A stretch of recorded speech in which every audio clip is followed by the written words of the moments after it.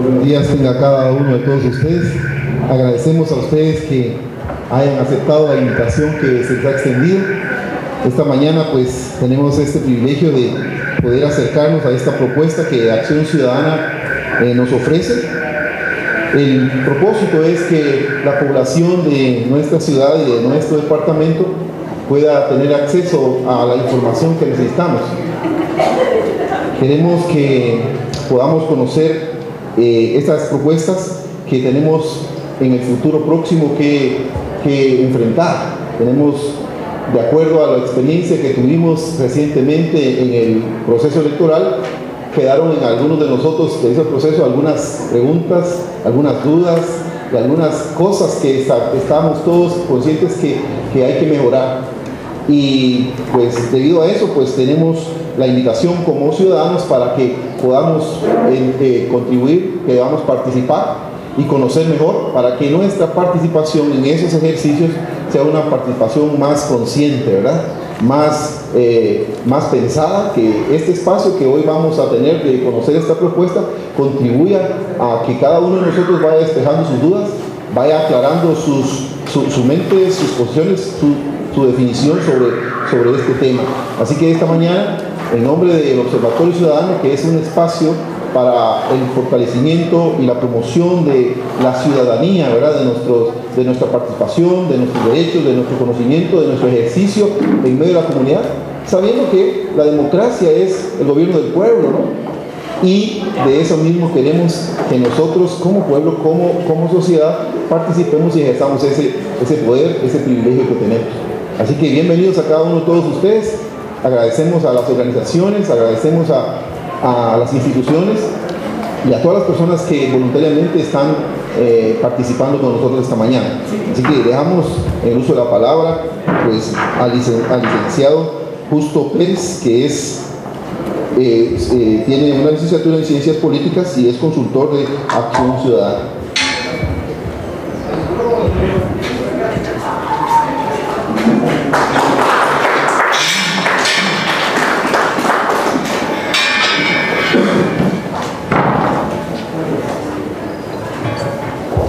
De nuevo, buenos días a todos.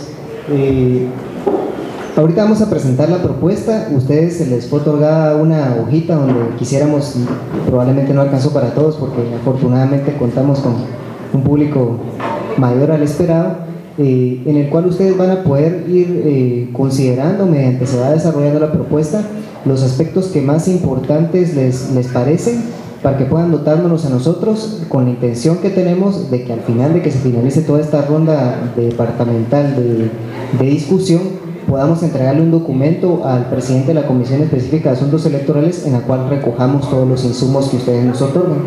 Entonces, a lo largo de la presentación les agradecemos que vayan llenando este formulario, y al final se les va a otorgar a ustedes la copia del documento de lo que vamos a exponer hoy día, que ya tiene más el contenido teórico y todo lo demás. Entonces, bueno, empezamos con la propuesta.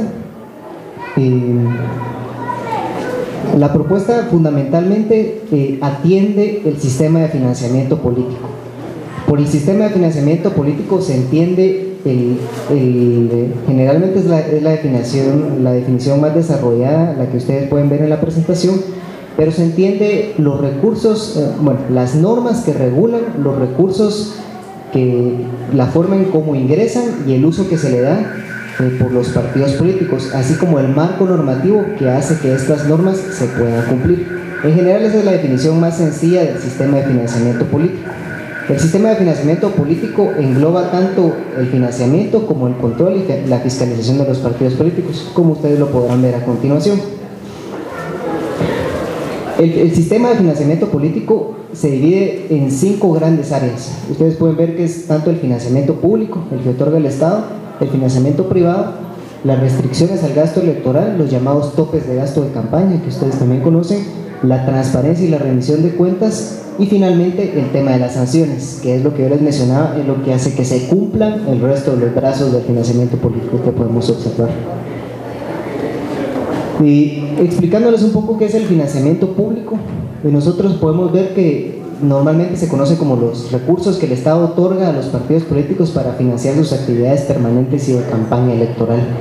Los objetivos son tres: principalmente contribuir a la consolidación de los partidos políticos en el tiempo ordinario, en el tiempo permanente, y durante la campaña electoral dotarle de recursos para competir en equidad, es decir, que no sea el financiamiento privado el que determine solamente la posibilidad de pronunciarse, sino también que el Estado aporte. Esto también ayuda a que nosotros como ciudadanos guatemaltecos conozcamos el origen de los recursos que están usando los partidos políticos en las campañas electorales y en el financiamiento permanente. Generalmente se dividen en dos tipos de financiamiento: los directos, que son los recursos económicos, es decir, el dinero que le da el Estado a los partidos políticos, y los indirectos, que generalmente son subsidios a distintos gastos que hacen los partidos, principalmente hacia los medios de comunicación. El financiamiento público puede ser permanente para las actividades ordinarias y electoral. ¿Cómo aterriza el financiamiento público en la legislación guatemalteca? En Guatemala, el financiamiento público se otorga a razón de $2 por voto obtenido en las elecciones presidenciales o del Estado Nacional, dependiendo de dónde más votos saque el partido. Media vez supere la barrera del 5% de los votos de presidente o obtenga un diputado al Congreso de la República. Aquí pueden observar ustedes el artículo de la ley que desarrolla esto, el artículo 21 de la ley electoral, que es el que prácticamente desarrolla todo el tema del financiamiento político y por tanto pareciera ser un poco limitado. El financiamiento privado generalmente refiere a las limitaciones y prohibiciones sobre las fuentes de financiamiento, es decir, limitación y prohibición. El objetivo fundamental de las limitaciones y las prohibiciones es evitar la influencia desmedida de un donante o un grupo de donantes sobre un candidato o partido político, asegurando de alguna manera su independencia en el momento eventual de llegar al poder, además de alguna forma de evitar compromisos, por ejemplo con sectores ilegales o con sectores legales que busquen tener contratos con el Estado. En Guatemala esta legislación está en el artículo 21 de la ley electoral, como yo les mencionaba, y se limita únicamente a los aportes de financistas de campaña. Se dice que un financista individual no podrá dar más del 10% del tope de gastos de campaña. Es decir, a la elección pasada el tope de gastos estaba fijado, como lo veremos, en casi 49 millones. Un financista individual solo podía dar 5 millones, 4.9 millones por individuo. Sin embargo, como podemos ver, es bastante limitado, porque esto nos quiere decir que 10 individuos pueden ser dueños de la campaña de un partido político. O sea, son cuestiones de los que hay que discutir. También se prohíben las donaciones anónimas. Formalmente está prohibido, no está muy desarrollada. Se prohíben las donaciones de otros estados para evitar o para defender precisamente el tema de la soberanía, y se prohíben las donaciones de extranjeros que quizá puedan tener algún interés comercial en el país. Se desarrolla en el artículo 21 de la ley electoral y existe un reglamento específico a este artículo que se llama el Reglamento de Control y Fiscalización de los Partidos Políticos. Los controles al gasto electoral, los llamados techos de gasto de campaña, son las reglas que establecen el límite al gasto, no solo el gasto financiero, sino a veces también al gasto en un tipo de medio, y principalmente uno de los topes de gasto más efectivos que a nivel internacional se han probado es la duración de la campaña electoral. Una campaña corta es mucho más, evita los gastos desmedidos de un partido político mucho más que una campaña larguísima como la que tenemos en Guatemala. Los objetivos son contener los gastos de campaña y de alguna manera asegurar equidad. Es decir, al decir que el tope de gastos son 49 millones, se estima que todos los partidos van a poder llegar más o menos a ese techo de gastos. Pero obviamente, como podremos ver a continuación, y ustedes lo saben, eso no fue así. En Guatemala se establece a razón de $1 por ciudadano empadronado el 31 de diciembre del año anterior a las elecciones. En este año fueron 6.8 millones de empadronados, por lo que el gasto era de $6.8 millones, que traducido a quetzales eran 48.5 millones de quetzales. Ese era el techo de gasto que tenían los partidos políticos. También existen algunos límites a la publicidad en medios de comunicación. Estos se establecen, formalmente la ley establece que se establecen entre los fiscales de los partidos políticos y el Tribunal Supremo Electoral. Ellos en reunión conjunta al empezar la campaña electoral, aunque todos sabemos que antes de la campaña electoral ya han desarrollado una vasta actividad en medios de comunicación, dicen, bueno, en los partidos políticos vamos a tener derecho a pautar este número de minutos al día, este número de minutos a la semana en radio, TV y prensa escrita. No se regula para nada el tema de las vallas. El artículo donde se aterriza es el artículo 21 de la ley electoral, el 160 y del 220 al 223, que es donde se regula el tema de medios de comunicación, y en el reglamento de publicidad, que este reglamento se limita a calcar lo que dice la ley electoral y de partidos políticos. El cuarto brazo es el tema de la transparencia y la rendición de cuentas. Estas son las normas que obligan a los partidos a reportar a las autoridades sobre las fuentes y el uso que están dando al financiamiento político. Esto también regula si esta información será auditada por alguna autoridad dentro del Tribunal Supremo Electoral, y la publicación, es decir, el acceso público de todos los ciudadanos a dicha información, a saber quiénes son los que están financiando las actividades de los partidos políticos. Su objetivo es evidenciar las fuentes de apoyo de los partidos y candidatos, así como evaluar que todo el resto de normas, por ejemplo el techo de gastos, la relación entre financiamiento público y privado, se respeten. En Guatemala existen disposiciones en este tipo. Se obliga en el artículo 21 de la ley electoral a los partidos a que todas sus donaciones deben estar constatadas en un registro contable. Esa es la obligación formal que existe, que según la ley es público, pero no es tan así como lo veremos. También hay mecanismos formales para la rendición de cuentas. Los partidos tienen que inscribir un contador público frente al Tribunal Supremo Electoral, tienen que presentar un presupuesto de campaña que obviamente no supere los 48.5 millones que mencionábamos, tienen que reportar ante el Tribunal Supremo Electoral las cuentas bancarias en las que van a recibir todos los aportes de la campaña electoral. Y también existen los informes de ingresos y egresos que se establecen tanto para el tiempo permanente como para el tiempo de la campaña electoral. Ahí son los informes reales o en los que realmente se desarrolla o se debería desarrollar quién está financiando al partido político y cómo se está gastando el partido ese dinero durante la campaña electoral.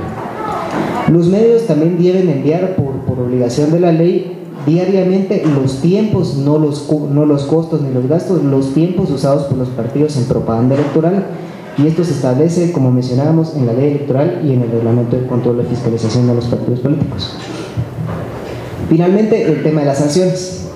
Las sanciones hacen cumplir todo lo anterior, esa es su función fundamental. En Guatemala todos hemos conocido que las sanciones son bastante limitadas. Existen 4 tipos de sanciones en Guatemala: la amonestación pública o privada, que es el llamamiento del Tribunal Supremo Electoral al partido político a desistir de una acción que va en contra de la ley. También existe la multa, que es la principal sanción durante la campaña electoral, equivalente a $125 por llamamiento, en el caso de que los partidos no cumplan los procesos administrativos o incumplan el llamamiento de amonestación que hizo el Tribunal Supremo Electoral. Solo estas 2 sanciones se pueden hacer una vez iniciado el proceso electoral. Las siguientes sanciones es la suspensión temporal. Esta refiere a que si los partidos en una cuestión de 6 meses no han pagado sus multas, el tribunal puede suspenderlo temporalmente hasta que el partido demuestre las pruebas de por qué no lo han hecho o justifique de alguna manera que no lo han hecho. Y si 6 meses después de esto el partido no ha presentado ninguna prueba ni ha pagado sus multas, el Tribunal Supremo Electoral tiene la potestad de cancelar al partido político. Pero como vemos, desde el momento de la multa hasta el momento en que el partido puede presentar pruebas de alguna forma, sin contar con los recursos legales como el amparo o la inconstitucionalidad, hay un año completo para que el partido de alguna manera pueda desarrollar algún tipo de justificación de la falta que incumplió, por lo que en ese tema el Tribunal Supremo Electoral sí se ve bastante limitado. Existe también el tema del delito electoral, que se aprobó en el año de 2011 y yo creo que no sé si el tribunal lo tomó en cuenta porque no lo ejerció durante el proceso, que establece que está prohibido el financiamiento comete el delito la persona que reciba financiamiento sabiendo que viene del crimen organizado. Eso dice el delito. Pero también todo financiamiento anónimo, eso también dice el delito. Este está penado con multa de 500,000 quetzales y hasta 12 años de cárcel. Es un delito que es más o menos severo, pero como veremos hubo una cantidad vasta de financiamiento anónimo que desafortunadamente no pudimos tener certeza ni el tribunal accionó como lo demanda la ley.